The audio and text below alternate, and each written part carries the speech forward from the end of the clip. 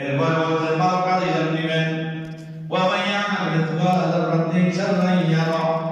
আল্লাহ রাব্বুল আলামিন আপনার থেকে আমার থেকে খারাপ কাজ যেগুলো আমার দ্বারা আপনার দ্বারা হয়েছে এগুলোর জন্য আল্লাহ যারা পরিমাণ হিসাব গ্রহণ করবেন। সুবহানাল্লাহ। ফালানোর কোনো সুযোগ নাই।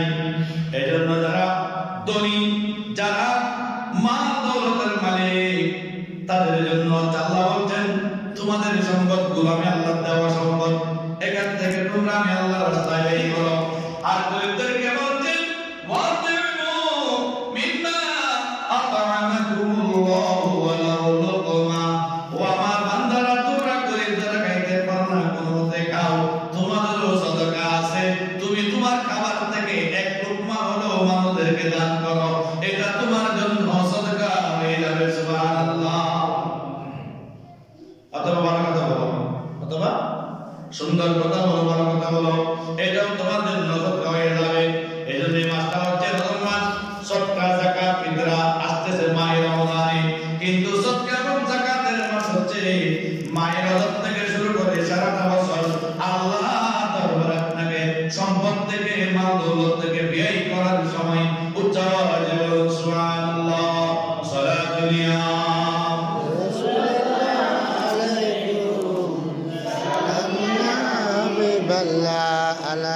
يا رسول الله انظر علينا يا حبيب الله اسمع قولنا صلاة الله عليكم سلام حبيب الله عليكم। আজকে তো আল্লাহ বলেন বিসমিল্লাহির রহমানির রহিম ইন তুবুদু সাদাকাতি ফানি'মা হিয়া। তোমরা যদি দান করতে চাও সেটা তুমি প্রকাশ্যে দান করতে পারবে। বলে সুবহানাল্লাহ। প্রকাশ্যে দান করার ভিতরে ফজিলত আছে, গোপনে দান করার ভিতরে কি আছে? ফজিলত। প্রকাশ্যে কেন দান করবেন? আপনারা দেখেন কিনা মাহফিলের মধ্যে মাহফিল যখন হয়, এবছর মাহফিল শেষে আগামী বছর মাহফিলের জন্য অনেক সময় কালেকশন করা হয় কিনা? এটা কেউ খাওয়ার জন্য করা হয় না, মাহফিলের জন্য নাম দিয়ে করা হয়, মসজিদের জন্য করা হয়, মাদ্রাসার জন্য করা হয়। ওই মজলিস থেকে যখন কেউ যদি বলে আমি এক ব্যাগ সিমেন্ট দিব, আমি এক ব্যাগ সিমেন্ট দিব, এই মাদ্রাসার কাজের জন্য আমি এক ব্যাগ সিমেন্ট আমি দিব, এটা দেখার পর আরেকজন মানুষ দাঁড়িয়ে বলে আমি এক ব্যাগ দিব, আরেকজন বলে আমি এক ব্যাগ দিব, আরেকজন বলে আমি দিব।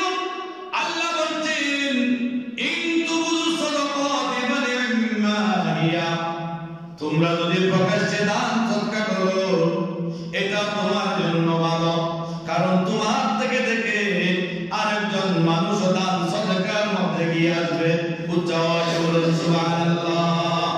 কিন্তু খেয়াল রাখতে হবে যখন দান খয়রাত করব, সদকা করব, তখন যেন নিজের ভিতরে কোনো প্রকারের অহমিকা অহংকার না থাকে। অহংকার ছেড়ে দিয়ে আমার থেকে নিকৃষ্ট, আমার থেকে ছোট আর কোন মানুষ জমিনে নাই, আমি সবার থেকে নিকৃষ্ট, আমিও দান করতেছি। উচ্চ আওয়াজে বলুন সুবহানাল্লাহ।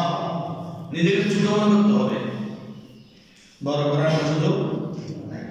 যারা এলেমে চিল্লায়, জ্ঞানে গর্বে যারা অহংকার করে, আল্লাহ বলছেন তোমার অহংকার করার তো জিনিস নয়, অহংকার তো আমি আল্লাহর কুদরতি চাওয়া হচ্ছে। সুবহানাল্লাহ। যে ব্যক্তি অহংকার করলো সে আমি আল্লাহর কুদরতি চাদর নিয়ে কি হলো? টানাটানি করলো। অতএব অহংকার করার কোনো সুযোগ আল্লাহ রাখে নাই, অহংকার করা যাবে না। এরপরে বলছেন ওয়াইন তুফুহা ওয়া তুতু আল ফুকারা ফাহুয়া খায়রুল লাকুম। তুমি যদি গোপন দান করো এটাও তোমার জন্য কল্যাণকর, ভালো। সুবহানাল্লাহ।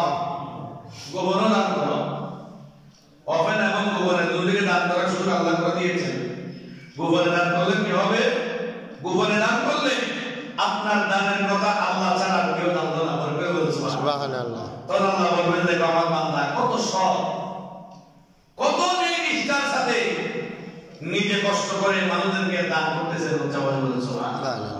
আর নামাজ রোজা হজ যাকাত এগুলো তো আল্লাহর দেওয়া ইবাদত, এটা তো মানুষ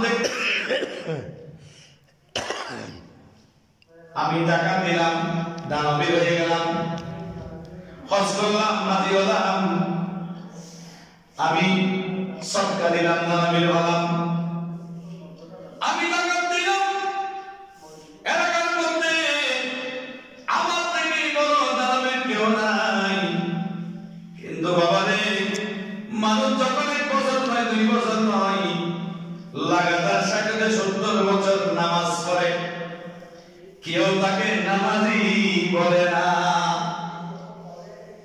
নামাজি ও এটা বলে না, রোজাদার ও এটা বলে না। আল্লাহ বলছে হিকমত সব জায়গায় লাগাই দিয়েছি, সব জায়গায় হিকমত আছে। কেউ যদি বলে, যেমন সাইয়েদনা আদম আলাইহিস সালাম আল্লাহ বলেছেন ওয়ালা তাকরাবু হাদিহি শাজারা, তোমরা এই গাছের ধারে কাছে যাবে না। তো তাকরাবু না তাকরাবা, তাকরাবু দুজনকে বলা হয়েছে, দুজনকে বলা হয়েছে ওয়ালা তাকরাবু, তোমরা নিকটবর্তী হবে না। হাদিহি শাজারা, আমি জান্নাতের মধ্যে একটা গাছ রোপণ করেছি, গুলদুম গাছ, তোমরা এই গাছের ধারে কাছেও যাবে না। অর্থ কি? এখানে ভিতরে হিকমত আছে না নাই? তুমি গাছের কাছে যাবে না মানে সেই গাছের মধ্যে লোভনীয় কতগুলো ফল আছে, দেখলে আপনার মন চাইবে ছিঁড়ে খাইতে। আল্লাহ বলে না যে তোমরা ফল খাবে না, কথা বলে নাই। আল্লাহ বলতে ওয়ালা তাকরাবু হাদিহি শাজারা, তোমরা গাছের ধারে কাছেও যাবে না। সাইয়েদনা বাবা আলাইহিস সালাম, মা হাওয়া আলাইহিস সালাম বুঝে ফেলেছেন যে এই গাছের কাছে যাতে নিষেধ করার কারণ হচ্ছে এই গাছের মধ্যে ফল আছে, আমরা যাতে ফলগুলো না খাই। বলে করে সুবহানাল্লাহ। হাকিকত মাজাজ দুইটা বিষয় আছে। তাহলে আল্লাহ বলেন দান গোপনেও করো, অসুবিধা নাই, এটার মধ্যে কল্যাণ আছে। কল্যাণ কি? তুমি যে দান করলে এটা একমাত্র আমি আল্লাহ দেখেছি। বলে করে সুবহানাল্লাহ। আর কেউ তোমাকে আর কেউ দাঁড়াবে বলবে না, তুমি আমি আল্লাহর দরবারে দাঁড়াবে হয়ে গেছো। আল্লাহকে বারবার ডাকে মানুষ, আল্লাহ ডাকতে আল্লাহ, ইয়া আল্লাহ ইয়া আল্লাহ ডাকতে আল্লাহ সারা দেয়, কে শুনে? কেউ তো শুনে না। আল্লাহ যে সারা দিয়েছে, কে শুনছে? শুনে না। আল্লাহ বলতে ডাকতে থাকো, যেদিন আমি বলবো হে আমার বান্দা, সেদিন তোমার জীবনের সব গুনাহ মাফ হয়ে যাবে। সুবহানাল্লাহ। তুমি ডাকতে থাকো, চেষ্টা করো। ওয়াসারিউ ইলা মাগফিরাতিন মির রাব্বিকুম, তুমি আল্লাহর মাগফিরাত পাওয়ার জন্য, আল্লাহর ক্ষমা পাওয়ার জন্য তুমি লেগে থাকো। দেখবে তোমার কাছে আওয়াজ আসবে, হে আমার বান্দা, তোমার দোয়া আমি আল্লাহর দরবারে কবুল হয়েছে। সুবহানাল্লাহ। যখন আল্লাহর দরবারে কারো কবুল হয়ে যাবে, সে কি নামাজ কালাম ছেড়ে দিবে না? বেশি করবে না? বেশি করবে না?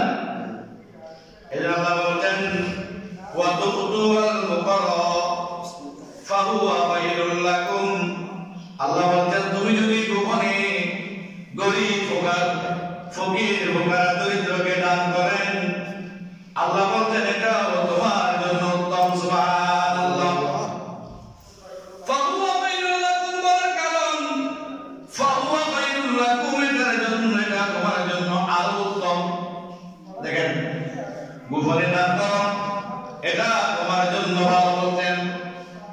কিন্তু আল্লাহ কোরআনে বলছেন ওয়া ইন তুফুহা ওয়া তুতুহাল ফুকারা ফাহুয়া খায়রুল লাকুম, তুমি যদি গোপনে কাউকে দান করো, বস্ত্র দান করো, কানাবিনা দান করো, টাকা পয়সা দাও, ভালোভাবে চলার জন্য ভালো পরামর্শ প্রদান করো, ভালোভাবে খাওয়ার জন্য যদি খাবার দাবারের বন্দোবস্ত করে দাও, এটা তোমার জন্য ওপেন দান করার চাইতেও ভালো। সুবহানাল্লাহ।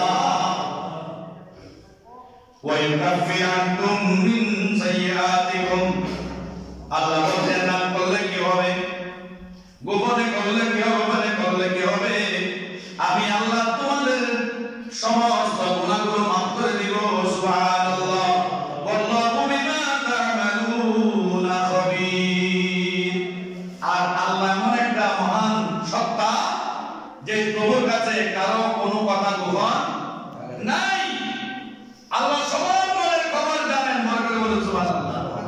কিন্তু